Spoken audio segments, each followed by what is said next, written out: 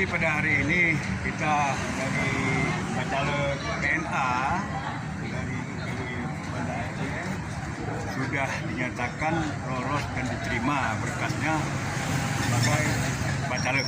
Mudah-mudahan intinya nanti kesimpulannya lolos sebagai caleg. Kalau memang harus ada perubahan-perbaikan, insya Allah tim kita yang ada sekarang ini cukup mampu untuk melewati masa genting.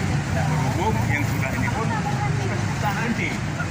Ada yang mungkin seperti Bapak sampai overtime, waktu sampai jam 2.30 malam.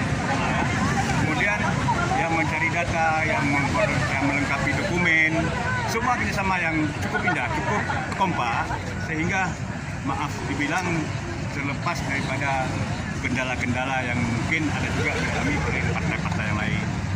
Jadi mudah-mudahan pada